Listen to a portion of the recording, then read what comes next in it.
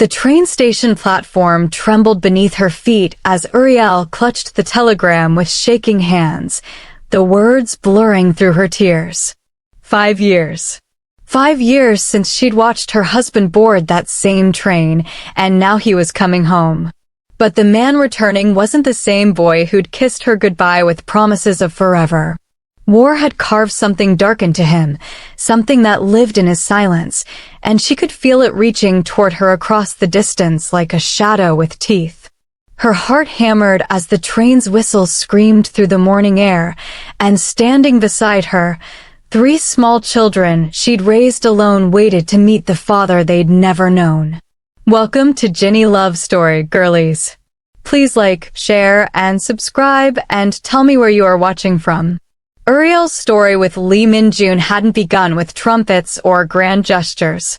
It started on an ordinary Tuesday in 1948, in the small corner store where her mother worked, mending clothes for the neighborhood families. Min-jun had walked in with his father's torn work jacket, and their eyes met over the wooden counter. She was 17, he was 18, and something quiet but unshakable passed between them in that moment. He came back the next week, and the week after that. Each time with something new that needed mending, though Uriel suspected half the tears in the fabric were made on purpose. They talked while her mother stitched, conversations that started with the weather and bloomed into dreams neither had dared speak aloud before. Min-jun worked at the docks, loading cargo ships, saving every penny he could. Uriel helped her mother and took in washing, her hands perpetually raw from lye soap and cold water. Their neighborhood was a patchwork of people trying to survive, trying to build something better than what their parents had known. Uriel's grandmother had been born into slavery, had lived to see freedom, but never prosperity. Min-jun's parents had immigrated with nothing but hope sewn into the hems of their clothes. In that shared struggle, in those shared dreams of something more, Uriel and Min-jun found each other. He proposed on her 18th birthday with a ring he'd made himself, twisting copper wire during his lunch breaks until it shone like something precious. They married 3 months later in a small ceremony at the community church, with wildflowers Uriel had picked that morning and a suit Min-jun had borrowed from his cousin. Her mother cried. His father gave them an envelope with $20 inside and a blessing in Korean that Uriel didn't understand but felt in her bones. They rented a tiny apartment above a bakery, 1 room with a hot plate and a mattress on the floor, but it was theirs. Min-jun would wake before dawn to work the early shift at the docks, and Uriel would have coffee waiting when he stumbled in, exhausted, as the sun set. They'd eat dinner sitting on their mattress, planning the future in whispers. A house someday. Children. A life where they didn't have to count every penny twice. 3 months and 4 days after their wedding, the letter came. Uriel found it in their mailbox when she returned from the market, and she knew what it was before she opened it. Her hands went cold. The Korean War had been escalating for months, and Min-jun, like so many young men, had registered for the draft the year before. She climbed the stairs to their apartment with legs that felt like water, the letter burning in her pocket. Min-jun was home early, sitting on the edge of their mattress, his work boots still on. He looked up when she entered, and she saw in his eyes that he already knew. Someone at the docks must have gotten their letter too, must have spread the word. She crossed the room and sat beside him, their shoulders touching, and finally pulled out the envelope. He had 2 weeks. Those 14 days passed like hours. They didn't talk about the war or what it might mean. Instead, they lived entire lifetimes in those moments. They walked through the city at night, hand in hand, memorizing the way the streetlights caught in each other's eyes. They made love like it was the first and last time, slow and desperate and tender. Uriel pressed her face into Min-jun's shoulder and tried to memorize the smell of him, soap and sweat and something uniquely his. The night before he left, neither of them slept. They lay tangled together in the darkness, and Min-jun traced patterns on her skin with his fingertips. promises written in a language that needed no words. The train station the next morning was chaos. Families everywhere, crying, clinging, trying to say goodbye to sons and husbands and brothers. Uriel wore the dress she'd married in because she wanted Min-jun to remember her exactly as she'd been on their wedding day. He wore his uniform, stiff and new, and he looked so young it made her chest ache. They stood on the platform, holding both hands, foreheads pressed together. Around them, the world moved and shouted and wept, but in their small circle, there was only silence and the feeling of his breath against her lips. The whistle blew. Min-jun kissed her, deep and thorough, like he was trying to leave part of himself behind with her. When he pulled back, his eyes were bright with unshed tears. "I'll write every day," he promised. "And I'll come back to you." "I swear it, Uriel. I'll come back." She nodded because she couldn't speak past the knot in her throat. She watched him board the train, watched him find a window, watched him press his palm against the glass. She pressed hers against it from the outside, and for one moment they were connected still, just thin glass between them. Then the train began to move, and her hand fell away, and Min-jun became smaller and smaller until he disappeared completely. Uriel walked home alone through streets that felt emptier than they had any right to be. She climbed the stairs to their apartment, pushed open the door, and stood in the silence. The mattress still held the impression of his body. His coffee cup sat unwashed in the sink. A shirt he'd been wearing hung on the back of their single chair. She sat down on the mattress and let herself cry for the first time since the letter had arrived. Great, shaking sobs that came from somewhere deep inside her, the kind of crying that left her gasping and raw. She cried until she had nothing left, and then she stood up, washed her face, and made a decision. She would not fall apart. She would not let fear consume her. She would live the life they'd planned, would keep their home ready, would be waiting when he returned. Because he would return. She had to believe that. The next day, Uriel bought a notebook and a box of envelopes. That evening, she sat down and wrote her first letter. "My dearest Min-jun," she began. "I hope this letter finds you safe and well. Today I woke up and made coffee for two before I remembered you weren't here. I poured yours down the sink and cried a little, but then I drank mine and got on with the day, because that's what we do, isn't it? We keep going." She wrote about the bakery downstairs, how Mrs. Chin had given her day-old bread and a hug that lasted a full minute. She wrote about walking past the docks and seeing his foreman, who'd asked her to send Min-jun his regards. She wrote about the sunset she'd watched from their window, how the sky had turned pink and gold, how she'd wished he was there to see it. She wrote every day, just as he'd promised to do. Sometimes the letters were long, filled with stories and observations and small moments she wanted to share. Sometimes they were short, just a few lines to say she loved him, she was thinking of him, she was waiting. She mailed them faithfully, walking to the post office every other day with a small stack of envelopes. His letters came sporadically at first, then settled into a rhythm. Once a week, sometimes twice if they were lucky. They were nothing like hers. Where she wrote about the mundane details of daily life, he wrote about missing her. He couldn't tell her where he was or what he was doing. The censors wouldn't allow it, so instead he wrote about memories. Their first kiss behind the store where her mother worked. The way she laughed at his terrible jokes. The morning after their wedding when he'd woken before her and just watched her sleep, overwhelmed by the fact that she was his. "I carry you with me," he wrote. "In every moment, in every breath. You're the reason I keep going." 6 weeks after he left, Uriel realized she was pregnant. She sat on the bathroom floor of their apartment, staring at the test results from the free clinic and felt the world tilt. A baby. She was carrying Min-jun's baby, and he was an ocean away, fighting a war.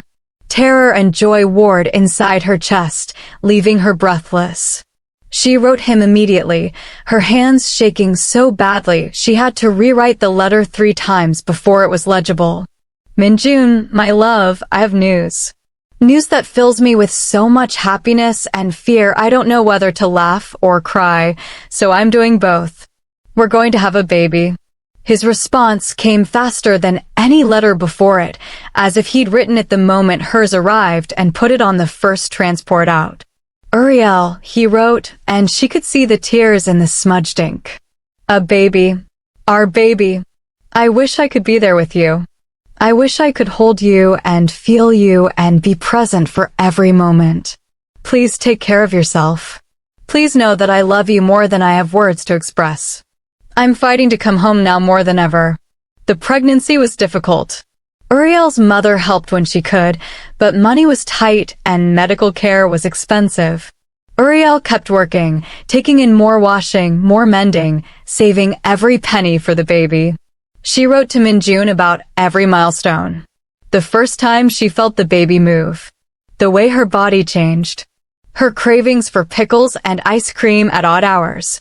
He wrote back with suggestions for names, with promises of the kind of father he wanted to be, with dreams of teaching their child to walk and read and see the world with wonder. 5 months into her pregnancy, on a routine visit to the clinic, the nurse frowned at Uriel's stomach and sent her for additional tests. Uriel sat in the waiting room, anxiety eating at her, until the doctor called her back in.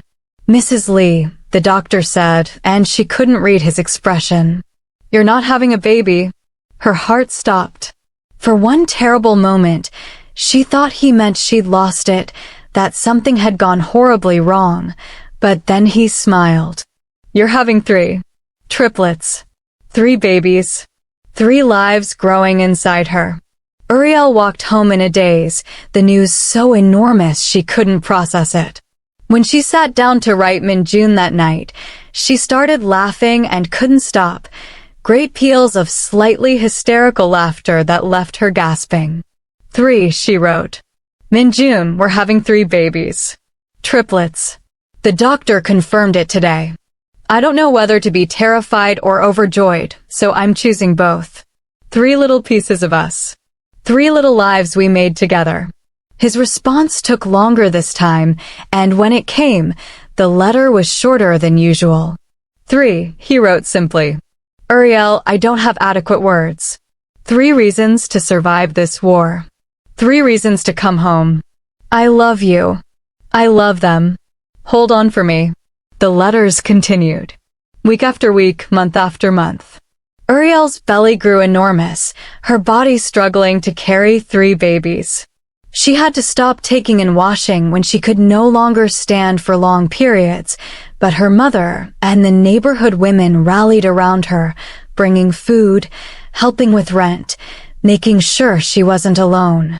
Minjun's letters became her lifeline, the only thing connecting her to the man she'd married. She gave birth in the charity ward of the city hospital on a sweltering July night, surrounded by nurses who'd never delivered triplets before.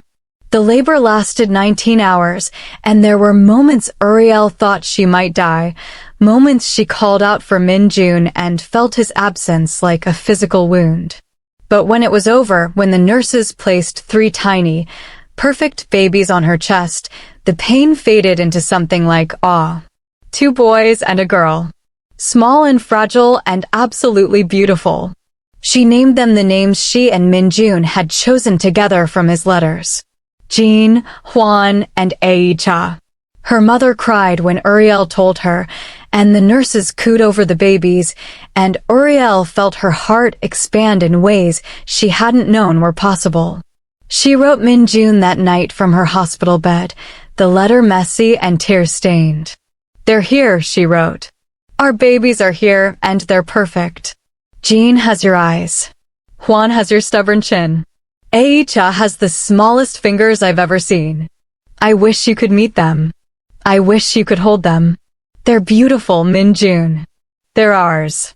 Taking care of 3 newborns alone was harder than anything Uriel had ever done. There were nights she didn't sleep at all, moving from one crying baby to the next in an endless cycle of feeding and changing and soothing. Her mother helped when she could, and the neighborhood women took turns bringing meals and holding babies so Uriel could shower or sleep for an hour. But mostly, it was just her alone in their small apartment, trying to be everything three tiny humans needed. She still wrote Min-jun every day, though the letters got shorter, scribbled during stolen moments while the babies napped. She told him about Jin's first smile, Hwan's terrible colic, the way Aicha would only sleep if Uriel was holding her.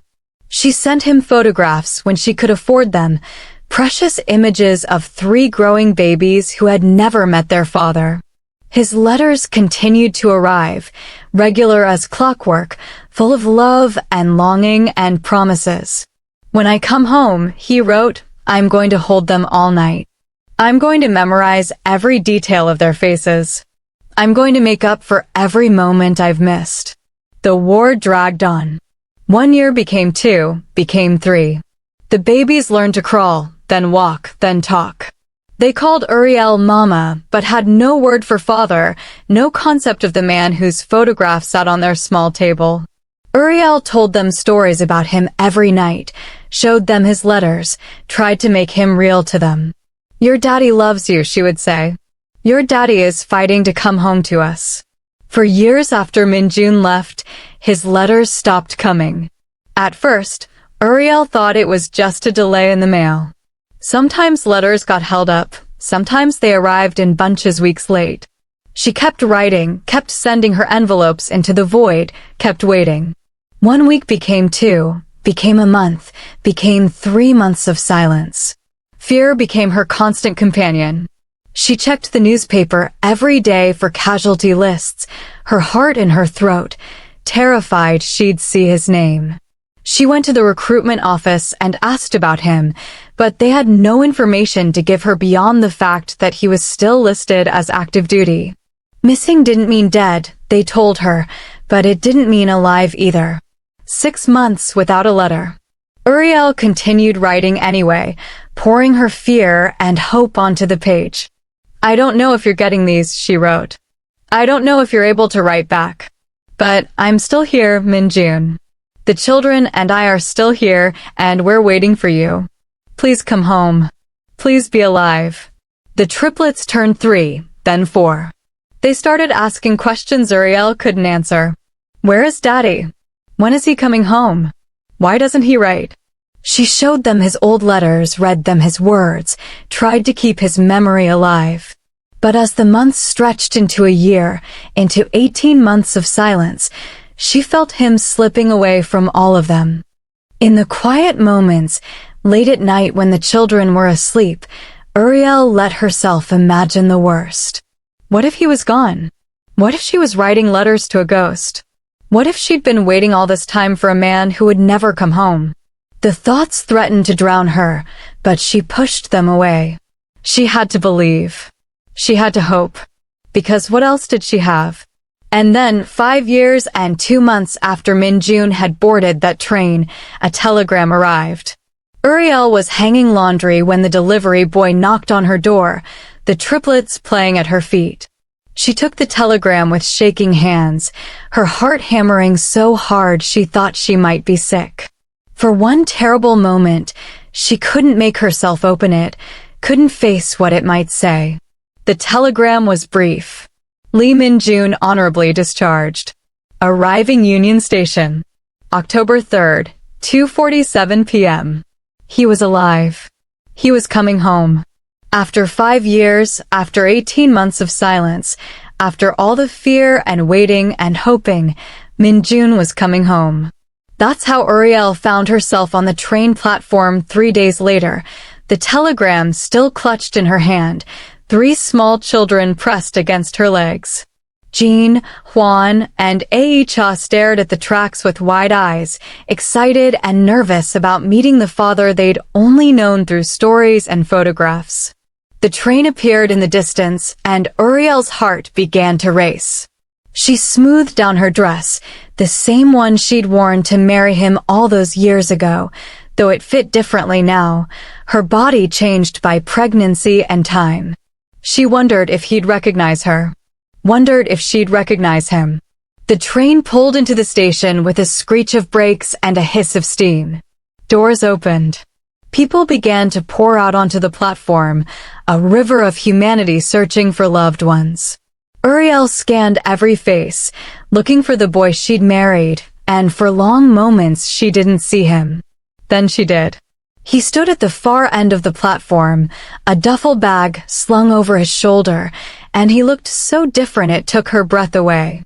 Thinner, harder, older. His eyes swept the crowd with a wariness that made her chest ache, and when they finally found her, when their gazes locked across the distance, she saw him freeze. For a heartbeat, neither of them moved. 5 years collapsed into nothing. 5 years expanded into eternity. Then Min-jun dropped his bag and started walking, and Uriel met him halfway, leaving the children behind her as she ran. They collided in the middle of the platform, and his arms came around her so tight she couldn't breathe. She didn't care. She pressed her face into his chest and felt him shaking, felt wetness on the top of her head that she realized were his tears. He was real. He was solid. He was home. Uriel, he said, and his voice was rougher than she remembered, raw with emotion. Uriel, I'm here. I'm sorry. I'm so sorry. She pulled back just enough to look at him, to cup his face in her hands. He was crying openly now, tears streaming down his cheeks, and she'd never seen him cry before, not even when he'd left. There were scars on his face that hadn't been there before, lines around his eyes, a hardness in his jaw that spoke of things she couldn't imagine. You're home, she whispered. You're actually home. He kissed her then, deep and desperate, and she tasted salt and grief and relief all mixed together. When they finally broke apart, they were both crying, both shaking, both trying to believe this was real. A small voice piped up behind them. Mama? Uriel turned, keeping one arm around Min-jun, and gestured to the 3 children, watching them with curious eyes. Min-jun, she said softly. Meet your children. She watched his face as he looked at them, really looked at them for the first time. Jean, serious and quiet, watching his father with Min-jun's own dark eyes.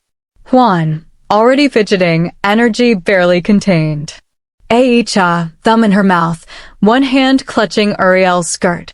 Min-jun's expression crumbled, and fresh tears spilled down his cheeks. He knelt down slowly, bringing himself to their level, and held out his hands. For a moment, the children just stared at him. Then Aisha, brave and bold despite her shyness, took a step forward. Then another. She walked right up to Min-jun and studied his face with a serious concentration only a 4-year-old could manage. You're our daddy, she asked. Min-jun's voice broke. Yes, baby. I'm your daddy. That was all the permission the boys needed. They rushed forward, and suddenly Min-jun had 3 children in his arms, clinging to him like they'd been waiting their whole lives for this moment. Because they had been. They all had been. Uriel watched her family come together for the first time and felt something settle inside her chest, something that had been fractured and scattered for 5 years, finally sliding back into place. They weren't the same people they'd been when he left. Too much had happened, too much had changed. But they were together, and that had to be enough. The next few days were strange, a careful dance of relearning each other.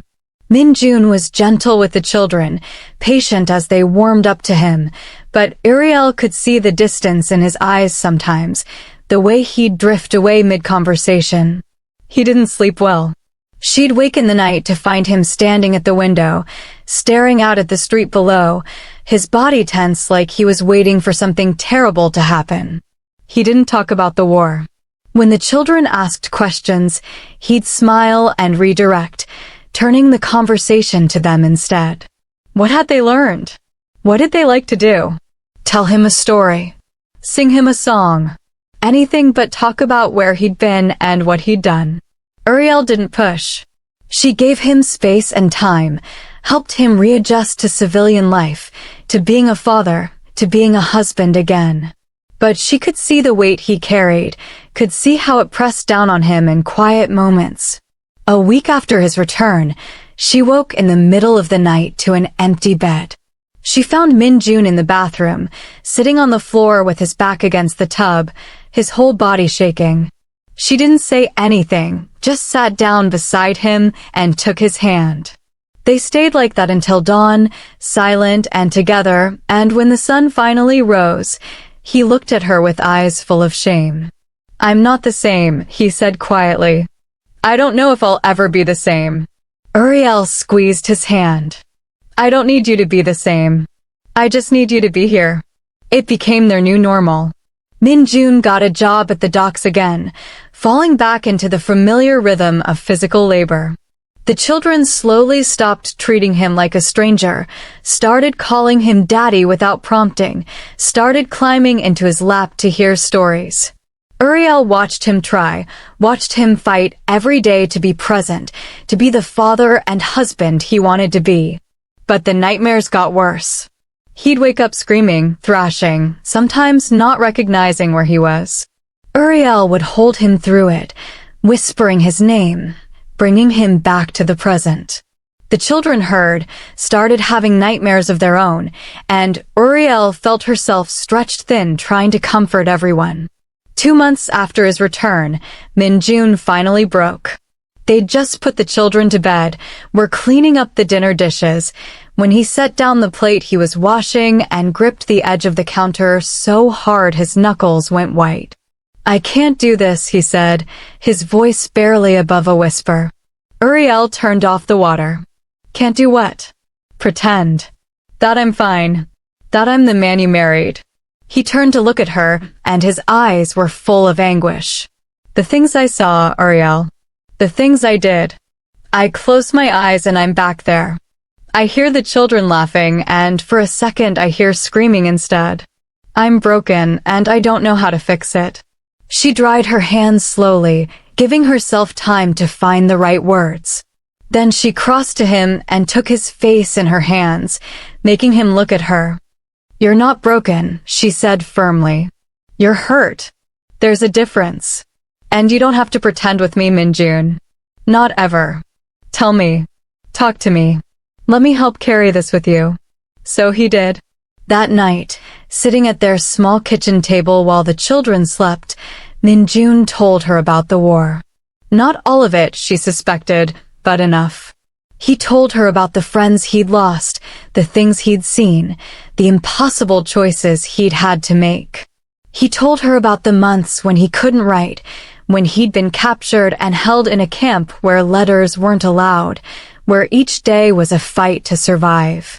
He told her about the guilt he felt for being alive when so many weren't, for missing the first years of his children's lives, for not being there when Uriel needed him most.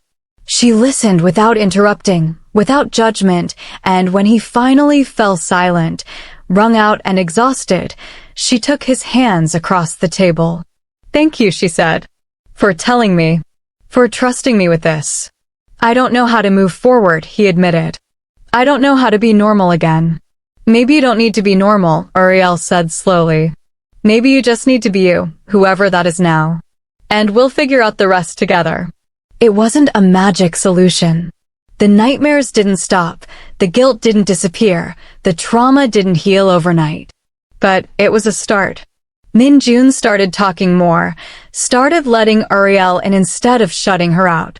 He started seeking help from other veterans, men who understood what he'd been through in ways Uriel never could. He started learning how to be a father in real time, making mistakes and trying again, building relationships with 3 children who were patient and loving and remarkably forgiving. And slowly, piece by piece, their family began to heal. 3 months after Min-jun's return, Uriel woke to find him already awake beside her, propped up on one elbow, watching her sleep just like he used to do when they were newlyweds. "Hi," she said softly. "Hi." He reached out and brushed a strand of hair from her face. I was just thinking about how lucky I am. Lucky? To have you. To have them. He glanced toward the door where, beyond it, 3 children slept. I spent 5 years dreaming about coming home, and somehow the reality is even better than the dream. Uriel turned to face him fully. It's not perfect, though. We're not perfect. No, he agreed. But we're real. And we're together. And that's enough. She kissed him, slow and sweet, and felt the truth of it settle between them. They weren't the same people who'd said goodbye on that train platform 5 years ago. The war had changed him, and raising 3 children alone had changed her, and the life they'd imagined together had been interrupted in ways they could never have predicted. But they were still here. Still fighting. Still choosing each other every day. The triplets burst into their room an hour later, jumping on the bed and demanding breakfast, and Min-jun laughed as he wrestled them gently. Uriel watched from the doorway as her husband tickled their daughter until she shrieked with laughter as their sons tried to tackle him and failed spectacularly. This was her family. Messy and imperfect and scarred by the things they'd endured, but whole in the ways that mattered. Later that morning, as they ate breakfast together in their tiny kitchen, Ae-cha looked up at Min-jun with syrup on her chin and asked, "Daddy, will you always be home now?" Min-jun glanced at Uriel, and she saw the promise in his eyes before he spoke it aloud. "Yes, baby. I'm home now. For good." And for the first time in 5 years, Uriel let herself believe that everything might actually be okay. The seasons changed, and so did they. Min-jun found work at a factory that paid better than the docks, and Uriel started taking in sewing again now that the children were older. They saved money slowly, talking late into the night about the house they'd buy someday, the life they were building brick by brick. The nightmares came less frequently. Min-jun still had bad days, days when the weight of what he'd survived pressed down too heavy, but he learned to ask for help instead of suffering alone. Uriel held him through the dark moments and celebrated the bright ones, and together they found their rhythm. The triplets thrived. Jean became the family protector, serious and watchful, always making sure his siblings were safe. Hwan turned into a whirlwind of energy and laughter, filling their home with noise and joy.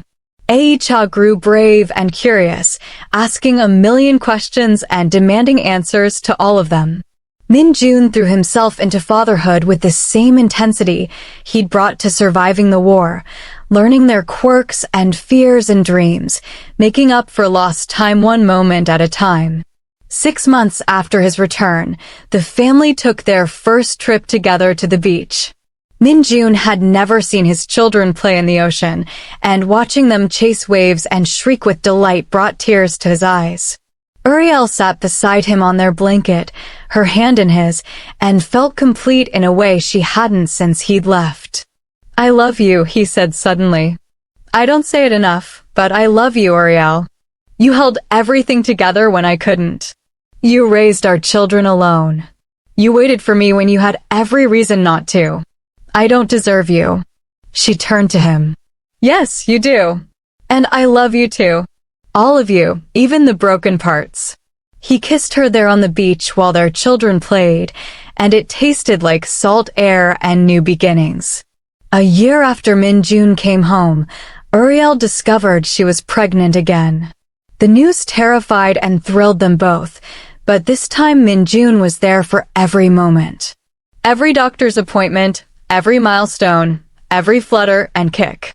When their daughter was born, he was the first to hold her, tears streaming down his face as he counted her tiny fingers and toes. They named her Hope.